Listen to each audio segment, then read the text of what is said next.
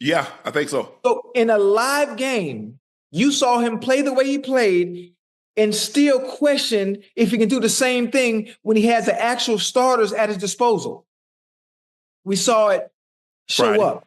The fact that he's not getting first team reps with the ones or the twos and still went out there and looked the way he did. He's an accurate thrower, doesn't have a huge arm, moves okay.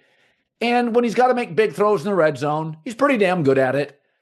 That's my take. In a live game, you watched him take the field with nothing close to the Browns' full arsenal, and he still made it look effortless. Accurate throws, crisp timing, red zone execution, all without the luxury of first-team reps. Yet somehow we're still hearing that Kevin Stefanski isn't convinced Shedeur Sanders deserves the upper hand over Dylan Gabriel. I imagine there's many people that think Dylan Gabriel's a better quarterback than Shedeur Sanders. I don't care where they were drafted. And if the Browns are the one team that thinks that, then I'm going to suspect it's not true. They don't know what they're doing. They've been on every quarterback evaluation for 30 years. Right. I never root against anybody. Yeah. But I'd be surprised if Dylan Gabriel's ever a legitimate starting quarterback. And that revelation, it didn't just raise eyebrows. It detonated across sports media. Chad Johnson was the first to call it out. His message was blunt. You've seen what Shedeur can do when the lights are on, and you still doubt what happens when you give him the actual starters? On the other side, Shannon Sharpe didn't tiptoe either, questioning how Stefanski could even entertain Gabriel over Sanders. My thing is, he says no reasonable person thinks Sanders will be fully ready to lead a team and consistently attack a complicated NFL defense 3 weeks from now. What about Dylan Gabriel? Has he shown you enough? If you're questioning Shedeur, Sharpe said, then how in the world are you so sure Gabriel's going to be better? That's where the debate split wide open.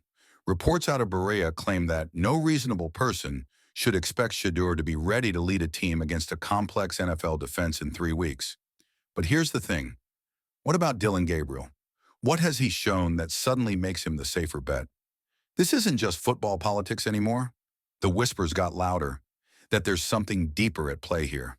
A bias, a refusal to let Shedeur take control, no matter what the tape says.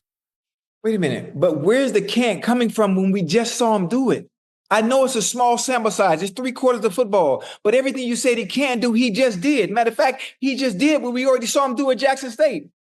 He just did what we saw him do at Colorado. And when you look at the numbers, the gap is glaring. Gabriel had the spotlight when Shedeur sat out in camp. No pressure from QB2 breathing down his neck. No excuses. Just him and the opportunity. And what happened? He completed 11 of 22 passes, 50%. That's your safe choice. And don't go thinking that was just a bad day. Day 8 of camp was worse. A disaster, really. 3 completions out of 14 reps. 11 passes completely off the mark. That's not rust. That's not miscommunication. That's a pattern of inconsistency. The defense had him read like a cheap paperback, and he never adjusted. A lot of his critics are saying he's holding the ball too long. He's holding the ball, moving in the pocket. These are live reps. So this isn't 7-on-7 where you could say, oh, man, he's holding the ball too long, and that would have been a sack. He's in a live game. Meanwhile, Shedeur is carving up reps with 3rd and 4th string guys, players who won't even be on the roster in September, and still moving the chains, still dropping red zone strikes, still looking like the most composed quarterback on the field. It's no wonder that respected voices around the league are baffled. Senior analysts are openly saying they can't name a single team outside of Cleveland that would take Gabriel over Sanders right now. Draft slot doesn't matter. Age doesn't matter. Production does. Shannon Sharpe took it a step further, calling Stefanski's stance not just misguided, but agenda-driven. He didn't mince words, suggesting there's either personal bias or organizational pressure influencing this decision. And if you listen to Stefanski's press conferences, you might see what Sharpe means.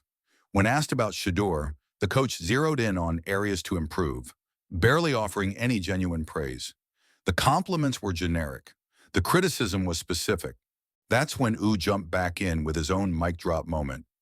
Where's the can't coming from when we just saw him do it? He pointed out that everything critics say Shedeur can't do, read a defense, hit tight window throws, extend plays, he's already done.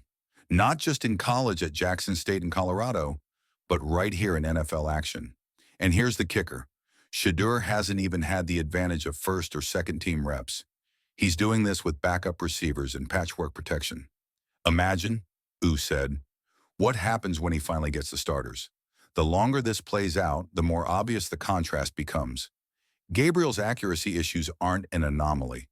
They've shown up in multiple sessions. His inability to adjust under pressure isn't new either. It's been on display since camp opened. And yet he's the one the Browns are quietly elevating in the depth chart conversation. That's not just questionable football strategy. It's potentially sabotaging the team's future.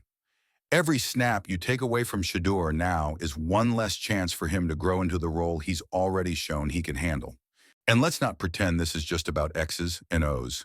The NFL is filled with stories of quarterbacks who didn't look ready in practice, but thrived the second they got real snaps. The difference here? Those guys usually got the chance. So let's put it in plain terms. Dylan Gabriel's camp resume, sub 55% accuracy in team drills, multiple multi-pick days, and red zone inefficiency.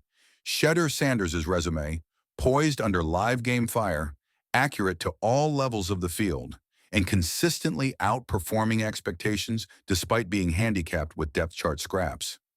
Yet somehow, we're still talking about giving Gabriel the edge. The voices against this decision aren't just coming from TV personalities. Former players, ex-coaches, and scouts are weighing in too. And the overwhelming sentiment is the same. Shedeur's earned his shot. This isn't about skipping the learning curve. Nobody's saying hand him the franchise tomorrow without competition. This is about recognizing that right now, he's outplaying the guy you're giving every benefit of the doubt to. And if the Browns ignore that, they're risking more than just a lost season. They're risking losing the locker room. Players notice who earns their spot and who's gifted one. They know when the better man isn't getting the ball. And nothing fractures a roster faster than watching politics win over production. Sharpe closed his rant with a challenge. If you're so sure Gabriel's the guy, then explain why. Show me the tape where he looks better than Shedeur. Show me the numbers that back it up, because right now you can't. The truth? They can't. And that's why this conversation isn't going away. If anything, it's getting louder. Because in Cleveland right now, you've got two quarterbacks on completely different trajectories. One ascending, one stalling, and a coaching staff that seems determined to bet on the stall. So here's the real question. How many more reps, how many more games, how many more highlight throws does Shedeur Sanders need to put on tape before the Browns stop pretending they don't see it? Whether it's bias, stubbornness, or something deeper, one thing's clear. The kid has done everything asked of him and more. At some point, the excuses run out. At some point, the numbers, the eye test, and the locker room opinion all point in the same direction. And when that point comes, the Browns will have a choice. Double down on the safe pick that isn't safe at all, or give the job to the quarterback who's already proving he's ready for it. What side are you on?